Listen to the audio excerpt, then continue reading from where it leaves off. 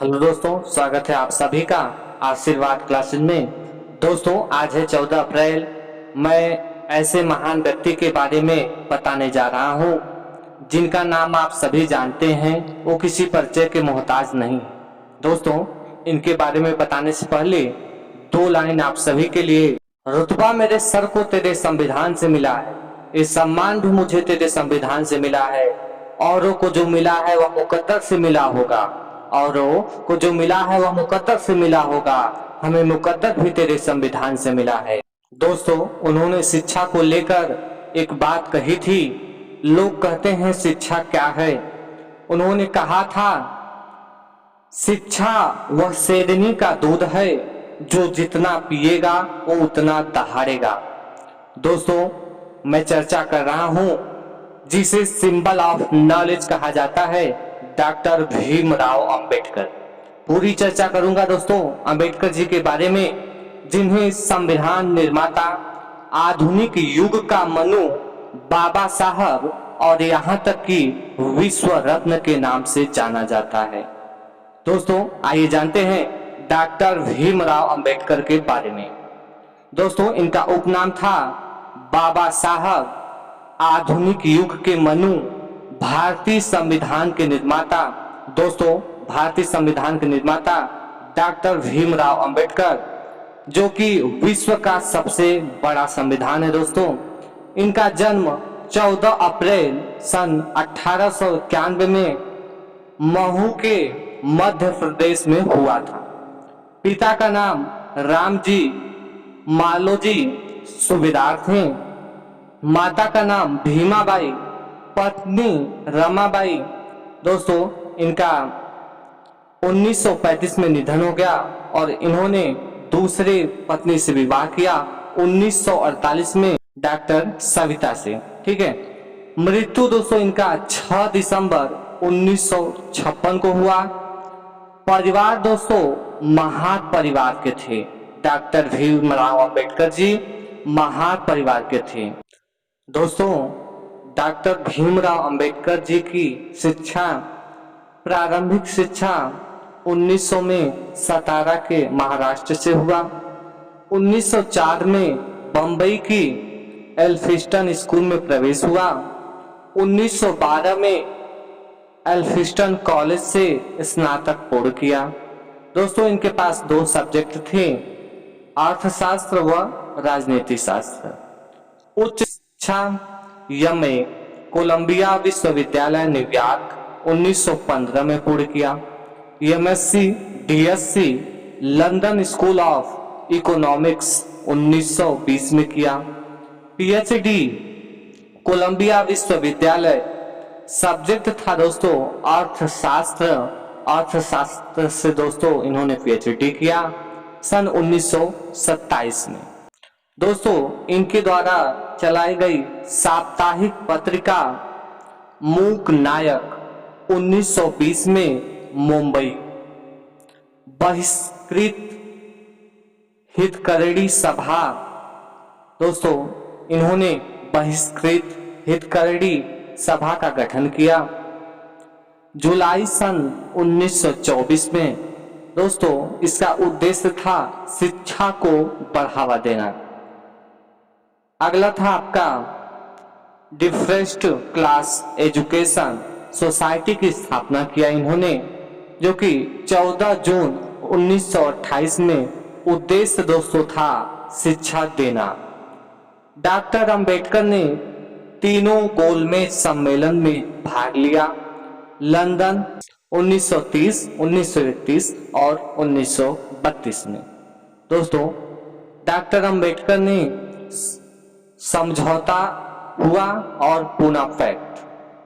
यहां से प्रश्न पूछा भी जाता है कि समझौता किसके किसके बीच हुआ, जो कि पूना पैक्ट का था। 24 सितंबर सन 1932 में गांधी जी और डॉक्टर भीमराव के दो लोगों के बीच में ये समझौता हुआ था। दोस्तों, इसका उद्देश्य था वंचित वर्गों के लिए निर्वाचन मंडल। 1936 में एक पार्टी की स्थापना किया जिसका नाम था इंडिपेंडेंट लेबर पार्टी। अगला है आपका 1942।